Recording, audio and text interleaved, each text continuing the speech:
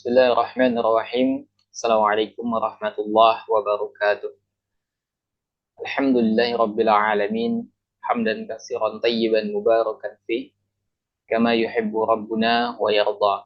Asyhadu an la ilaha illallah wahdahu la syarikalah wa asyhadu anna Muhammadan abduhu wa rasuluh.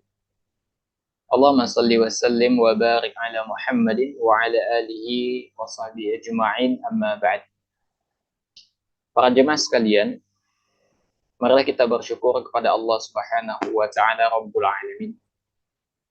Bersyukur kepada Allah Subhanahu wa taala atas segala limpahan nikmat yang diberikan kepada kita, dan kita semuanya tentu bermohon kepada Allah Subhanahu wa taala semoga semua nikmat yang Allah Subhanahu wa taala berikan kepada kita, Allah Subhanahu wa taala berikan kemampuan kita untuk menggunakannya sebagai sarana untuk mewujudkan kebaikan, sebagai sarana untuk mencapai ridhonya Allah Subhanahu wa taala.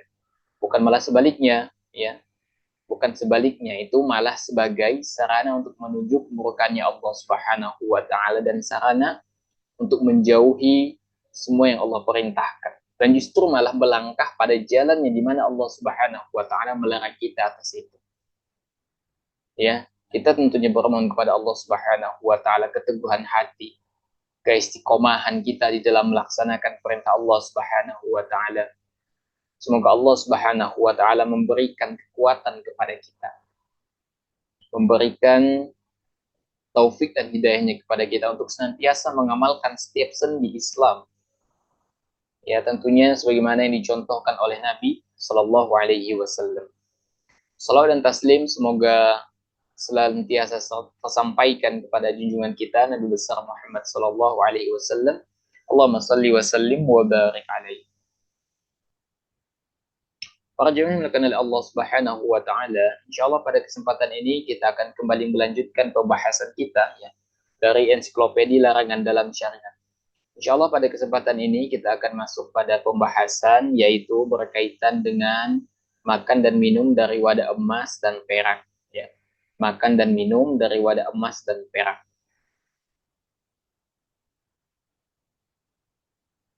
Para jemaah yang dimuliakan oleh Allah Subhanahu wa taala, ya.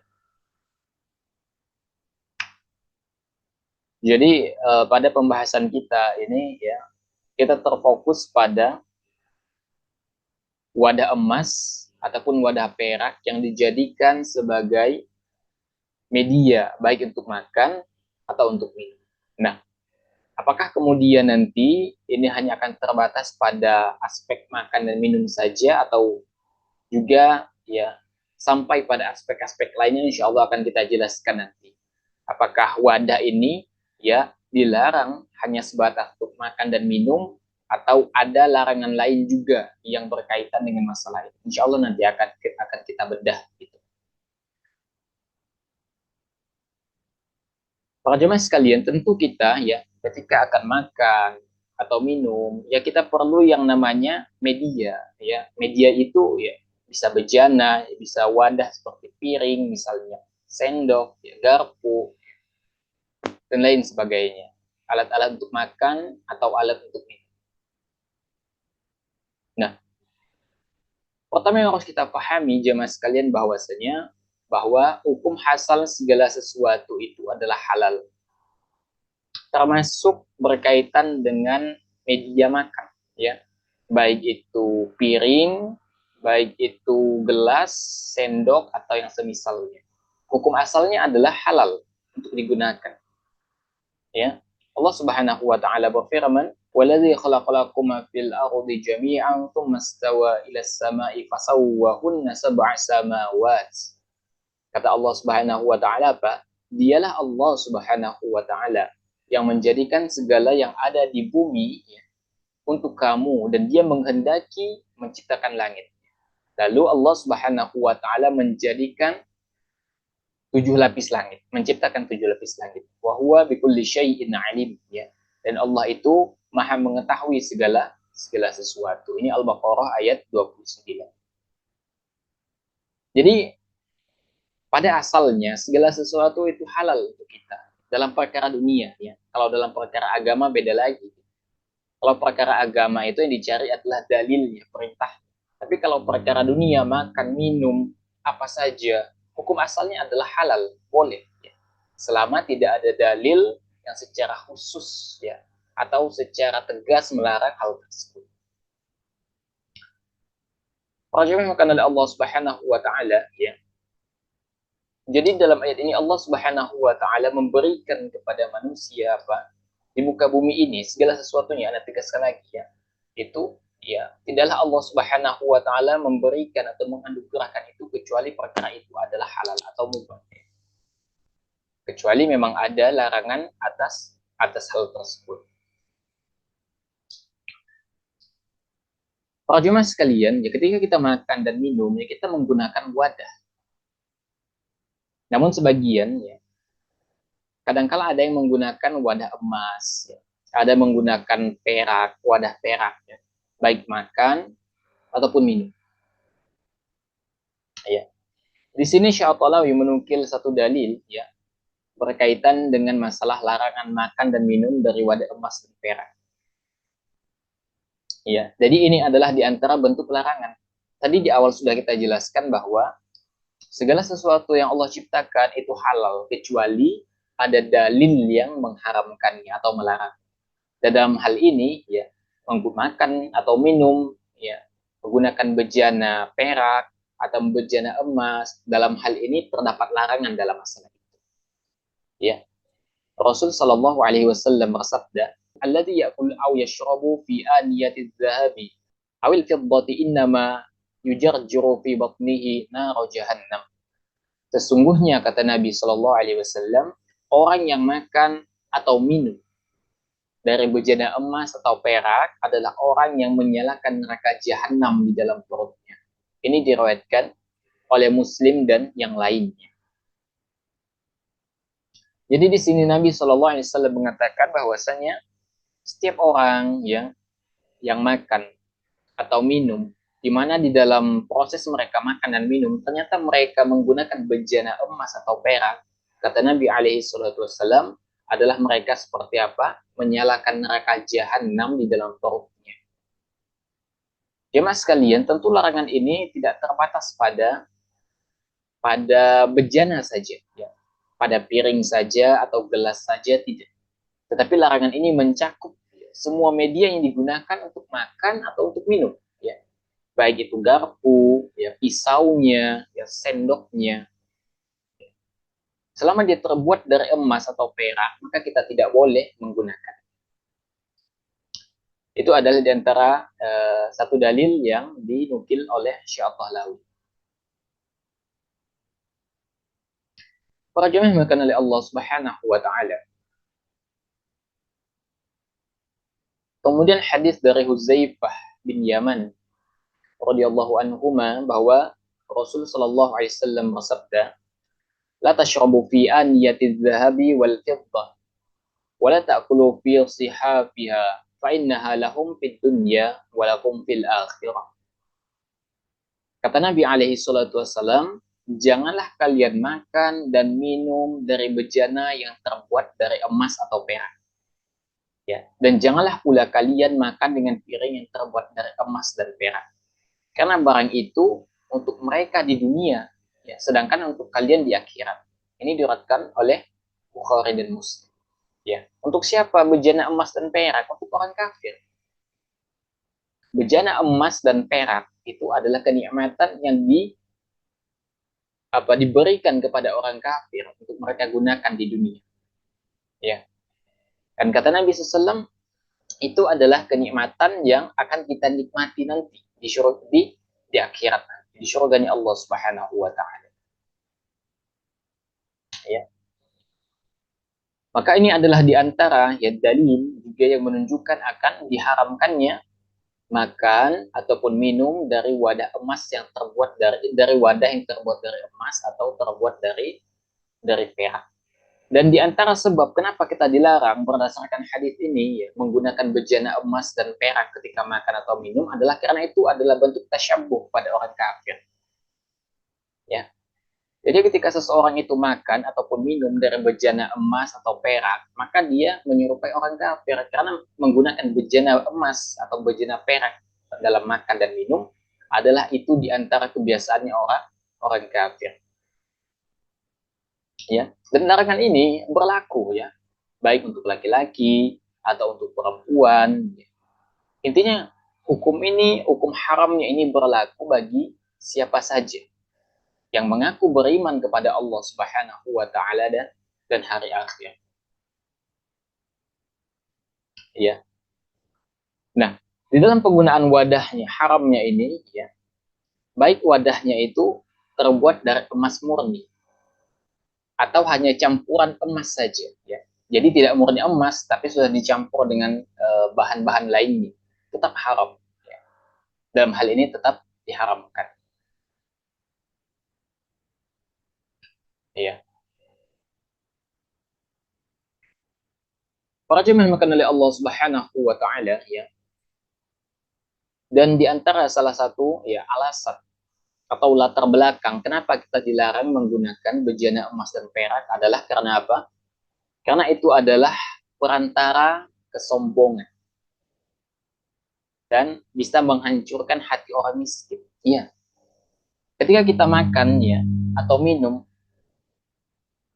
dan kita menggunakan bejana emas dan perak itu bisa menjadi sumber kesombongan. Oh, ternyata saya dari kalangan orang yang mampu. Saya ternyata dari kalangan orang yang berada. Dan dari sisi lain, ya dari sisi lain, kebiasaan makan menggunakan bejana emas atau perak ini bisa menghancurkan hati orang miskin. Kenapa demikian? Ya, karena orang miskin itu ya, untuk makan saja mereka susah. Apalagi hanya sekedar apalagi makan menggunakan bejana emas atau perak itu hal yang tidak mungkin lagi. Oleh karena itu betapa hancurnya hati orang miskin apabila mereka ternyata melihat, menyaksikan dengan mata kepala mereka sendiri. Dan ini akan menimbulkan kedengkian di hati mereka. Bahkan bisa jadi, ya kalau mereka tahu, ini bisa menyebabkan terjadinya kriminal. Ya, bisa memicu terjadinya kriminal. Ya, ya makanya ya banyak bunker emas itu ya itu dilapisi dengan berbagai macam lapisan ya, keamanan, keamanan tinggi. Itu dilapis sehingga terjaga gitu. Sehingga kalau ingin melakukan perampokan, pencurian pun itu tidak mudah. Nah, betapa hancurnya orang miskin ketika melihat orang bermewah-mewahan sehingga menimbulkan kedengkian. Ini yang hendaknya kita hindari. Dan ini adalah di antara alasan mengapa kita dilarang menggunakan bejana emas dan perak ketika makan dan minum. Ya, selain ya itu merupakan tasyabuh kepada orang orang kafir. Para jemaah yang oleh Allah Subhanahu wa taala, kemudian hadis dari Ummu Salamah radhiyallahu anha bahwa Rasul sallallahu alaihi wasallam bersabda, "Alladhi yashrabu fi ina'il fiddati innama yujarjiru fi batnihi nar jahannam." Kata Nabi alaihi salatu wasallam, ya, orang yang minum dengan bejana dari perak, sungguh ia hanyalah memasukkan api jahanam ke dalam perutnya. Ini ya, diriwayatkan oleh Al-Bukhari dan Muslim. Ini hadis ini hampir senada dengan hadis yang dinukil tadi oleh Syekh At-Tahlawi. Jadi dalam hadis ini memberikan pelajaran kepada kita, hadis dari Ummu Salamah ini memberikan pelajaran kepada kita ya, bahwasanya apa? Kita diharamkan makan ataupun minum dari wadah yang terbuat dari perak, apalagi lebih-lebih ya, menggunakan wadah dari emas. Ya. Adapun kalau kita berbicara tentang masalah cincin misalnya, kalau cincin itu boleh digunakan ya, yang terbuat dari perak itu boleh digunakan oleh laki-laki, sedangkan yang dari emas itu tidak boleh. Nanti insya Allah akan ada pembahasan selanjutnya berkaitan dengan masalah ini. Para jemaah yang oleh Allah Subhanahu wa taala, ya. Kemudian dari Abu Hurairah bahwa Rasul Shallallahu Alaihi Wasallam bersabda, "Man syariba fi aniyatil fiddati wad dhahabi fid dunya lam yashrab fihima fil akhirah wa aniyatu ahlil jannati dhahabu wal fiddah." Barang siapa yang minum dari bejana perak dan emas di dunia, maka dia tidak minum dari keduanya di akhirat. Dan bejana ahli surga adalah emas dan perak. Jadi di sini Nabi alaihi salatu wasallam mengatakan apa? Ya, minuman bejana yang digunakan oleh penduduk surga nanti, jadi penduduk surga nanti, yaitu terbuat dari emas dan perak. Ya, siapa yang tidak menggunakan bejana emas dan perak nanti di surga, yaitu orang yang sudah menggunakan bejana emas dan perak ketika di dunia. Ya, Syekh Abdullah bin Abdurrahman bin Shalih Al-Bassam rahimahullah menyatakan bahwa alasan pelarangan ini adalah karena penggunaan bejana emas dan perak itu dapat menimbulkan rasa sombong, angkuh, dan takabur dalam jiwa orang yang menggunakan bejana emas atau perak tersebut. Lagi pula ya, ini akan membuat sedih hati orang miskin. Tadi sudah kita jelaskan. Ya. Maka hendaknya kita renungkan. Ada sebagian saudara kita yang perlu perjuangan untuk mendapatkan sesuap nasi. Ya. Perlu perjuangan untuk mengisi perutnya di hari itu. Coba antum bayangkan, pada hari ini antum bermewah-mewahan, menggunakan bejana emas dan perak ketika makan dan minum, kemudian dijadikan konten dan disaksikan oleh sebagian saudara kita yang mungkin sedang menderita, yang saat ini mengalami perang misalnya. Betapa tidak pilu hati mereka ketika menyaksikan hal itu. Di saat mereka bersusah payah untuk memenuhi kebutuhan mereka, ternyata kita bermewah-mewahan. Ya. Seolah-olah tidak ada rasa peduli, seolah-olah ya itu adalah urusan kalian. Aku makan menggunakan bejana emas atau perak itu urusanku. Coba antum bayangkan dengan hati nurani. Oleh karena itu, ya, adanya kita senantiasa menjaga diri kita, jangan sampai ketika kita ingin bermewah-mewahan, kemudian kita melampaui batasan-batasan Allah Subhanahu wa Ta'ala. Jangan sampai itu terjadi pada kita. Para jemaah yang oleh Allah Subhanahu wa Ta'ala itu ya berkaitan dengan larangan menggunakan bejana emas atau perak, baik untuk makan, baik untuk minum. Ya. Jadi dalam masalah ini, hukum menggunakan bejana emas atau bejana perak untuk makan dan minum itu haram untuk siapapun. Untuk raja kah, laki-laki kah, perempuan kah, rakyat biasa kah. Itu tidak dibolehkan. Tadi sudah Anda sebutkan beberapa alasan. Kita review kembali ya. Pertama, karena apa? Karena itu bisa menimbulkan kesombongan. Ya. Kemudian bisa menyebabkan kesedihan bagi orang miskin. Kemudian bisa apa? Tasyabbuh kepada orang kafir. Dan lagi pun Allah dan Rasulnya sudah melarang kita. Maka cukuplah larangan Allah dan Rasulnya ini menjadi alasan kita meninggalkan perbuatan ini. Begitu. Itu sudah cukup. Ya.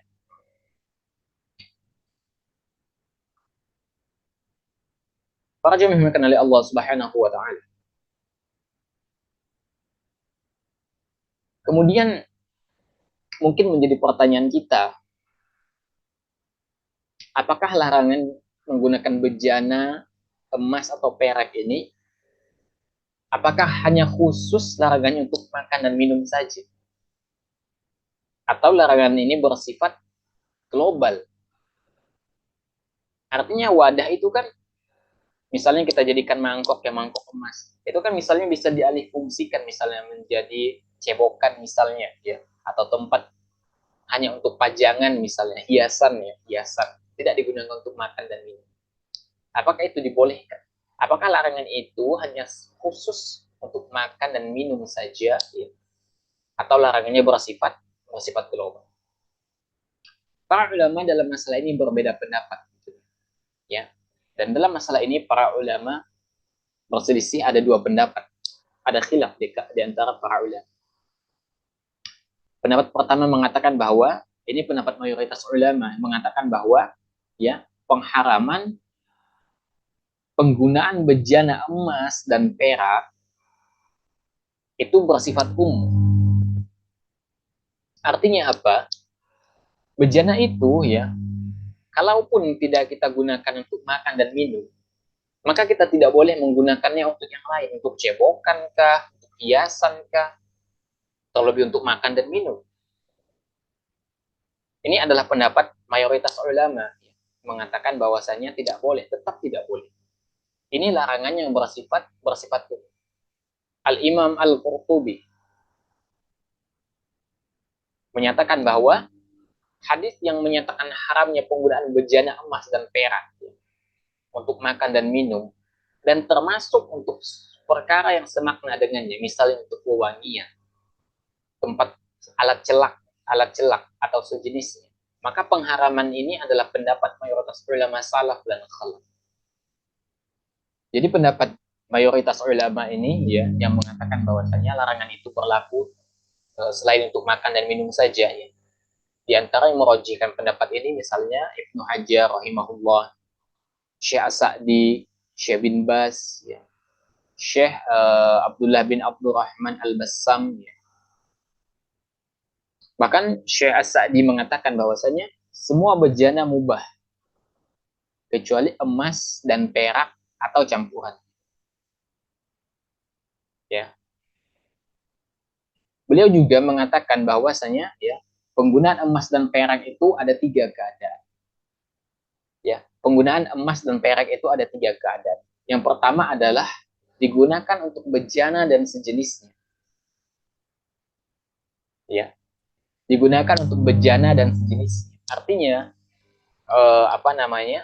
Bejana emas itu apakah digunakan untuk makan, apakah digunakan untuk minum, apakah digunakan untuk pajangan, ya, maka ini diharamkan baik untuk laki-laki atau perempuan. Yang kedua, ya, jika emas itu digunakan untuk perhiasan, maka halal bagi wanita, tapi haram untuk laki-laki. Yang ketiga adalah penggunaan ya pada pakaian perang atau alat senjatanya. Maka dalam perkara ini atau dalam kondisi ini diperbolehkan. Bahkan untuk lelaki juga, gitu, dalam kondisi perang, khusus berarti. Lebih lanjut lagi, Syekh Al-Bassam rahimahullah mengatakan apa? Larangan penggunaan bejana emas dan perak dalam makan dan minum itu mencakup penggunaannya dalam semua pemanfaatan. Ya, kecuali ada dalil yang mengizinkan. Ya. Jadi ini adalah pendapat pertama, pendapat mayoritas ulama yang mengatakan bahwasanya larangan penggunaan bejana itu tidak hanya berlaku dalam makan dan minum, akan tetapi semuanya. Ini pendapat pertama. Pendapat kedua mengatakan bahwasanya ya, larangan ini khusus, spesifik, hanya untuk makan dan minum saja. Jadi kalau bejana itu ya kita alih fungsikan misalnya, maka itu boleh. Ya. Jadi pendapat kedua ini mengatakan larangan itu hanya sebatas untuk penggunaan makan dan minum, tapi untuk selainnya itu boleh. Syekh Al-Utsaimin rahimahullah mengatakan, ya, boleh menggunakan bejana emas dan perak pada selain makan dan minum. Karena larangannya hanya pada makan dan minum saja. Seandainya seorang menggunakan bejana emas dan perak misalnya untuk menyimpan obat-obatan atau menyimpan uang atau kebutuhan lainnya selain makan dan minum, ya, maka tidak mengapa. Hal ini karena Nabi Shallallahu Alaihi Wasallam adalah orang yang paling fasih, paling ikhlas dalam nasihat dan paling berilmu. Seandainya penggunaan emas dan perak, kata beliau, pada selain makan dan minum dilarang, tentu Nabi SAW menjelaskannya kepada kita dengan jelas dan gamblang, sehingga tidak menyisakan permasalahan. Apalagi kata beliau, pernyataan Huzaifah mengatakan, sesungguhnya aku diberitahukan kepada kalian bahwa aku diperintahkan untuknya agar tidak memberi minum dari bejana tersebut. Ini menunjukkan bahwa Huzaifah memiliki bejana tersebut. Huzaifah punya bejana perak, namun tidak menggunakannya untuk makan dan minum. Ini sudah jelas kata Syekh Utsaimin. Kita tidak sepatutnya apabila pembuat syariat menyampaikan sesuatu secara khusus, lalu kita jadikan memiliki pengertian umum. Kita tidak patut melakukan hal itu, kata beliau. Ya. Kemudian dalam perkataan lain beliau mengatakan bahwa yang benar adalah tidak haram kecuali pada makan dan minum. Ya. Wallahu a'lam bishawab berkaitan dengan masalah khilaf ya untuk penggunaan bejana emas dan perak ini untuk selain makan dan minum ya. Pendapat yang kedua ini insya Allah lebih roji. Namun demikian hendaknya kita menjauhi penggunaan sebisa mungkin menjauhi penggunaan bejana emas dan perak dalam kehidupan kita dalam rangka untuk keluar dari khilafnya ulama.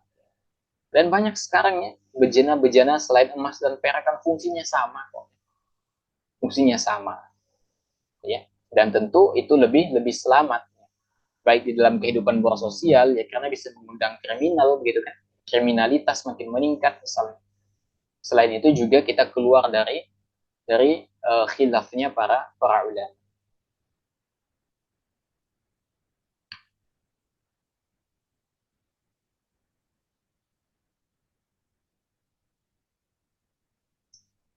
Nah, tadi kita sudah menjelaskan berkaitan dengan penggunaan bejana emas, ya. Bejana emas baik untuk makan atau minum selain untuk makan dan minum. Para ulama khilaf tadi kita jelaskan. Nah, kemudian menyisakan permasalahan lagi. Satu permasalahan lagi. Apakah kita memang diperbolehkan memiliki bejana emas dan perak tanpa menggunakan? Tadi sebelumnya kita menggunakannya ya. Tadi sebelumnya masalahnya adalah menggunakan bejana emas dan perak selain makan dan minum. Tapi sekarang masalahnya adalah, bolehkah kita memiliki bejana emas dan perak tanpa menggunakannya? Artinya disimpan saja begitu. Ya. Dalam hal ini juga para ulama terjadi khilaf. Ya. Yang pertama adalah melarang. Tidak boleh menyimpan sama sekali ya bejana emas atau perak digunakan atau tidak. Itu nggak boleh. Ya. Ini adalah pendapat ya mazhab Maliki ya. Kemudian pendapatnya ini adalah pendapatnya mazhab Maliki, Ahmad, ya, dan mayoritas ulama Syafi'iyah serta mayoritas ulama. Ya. Alasannya apa? Semua yang tidak boleh digunakan, ya, maka tidak boleh juga dimiliki sebagaimana alat-alat musik dan khamar. Ya. Dan menggunakannya pun itu dikhawatirkan bisa apa? Menjadi sarana kemudian digunakan untuk menjadi wadah makan dan minum.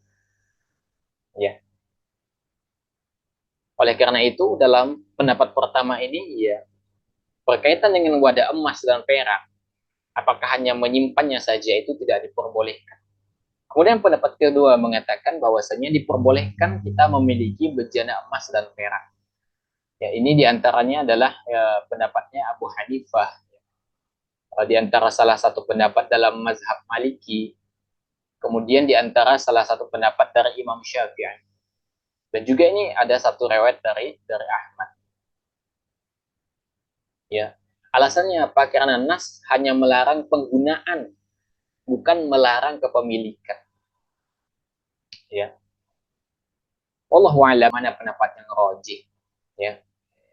Namun jika kita perhatikan maka pendapat yang rajih adalah kita tetap boleh ya menyimpan bejana emas tanpa menggunakannya. Insya Allah itu tetap dibolehkan. Tapi yang lebih utama bagi kita adalah keluar dari khilaf. Masih banyak bejana-bejana lain yang bisa kita gunakan selain bejana emas dan perak. Ya. Wallahu a'lam bishawab. Ya, semoga apa yang kita bahas pada kesempatan ini bermanfaat untuk kita ya. Kita bermohon kepada Allah Subhanahu wa taala semoga Allah Subhanahu wa taala menjaga kita dari perkara yang diharamkan dalam syariat kita dan semoga Allah Subhanahu wa taala memberikan kekuatan kepada kita meskipun kita memiliki kemampuan, kita memiliki finansial yang cukup untuk melakukan untuk makan dan minum dari bejana emas dan perak, akan tetapi berangkat dari ketaatan kita kepada Allah Subhanahu wa taala, kita harus senantiasa istiqomah menjauhi apa yang Allah larang atas diri kita. Yang benar datangnya dari Allah Subhanahu wa taala, yang keliru datangnya dari anak pribadi. Allah dan Rasulnya tentu terlepas dari kekeliruan itu. Ya. Demikian wassalamualaikum warahmatullahi wabarakatuh wa ala alihi wasallam walhamdulillahi rabbil alamin. Subhanakallahumma wa bihamdika asyhadu an la ilaha illa anta astaghfiruka wa atubu ilaik. Walhamdulillahi rabbil alamin. Assalamualaikum warahmatullahi wabarakatuh.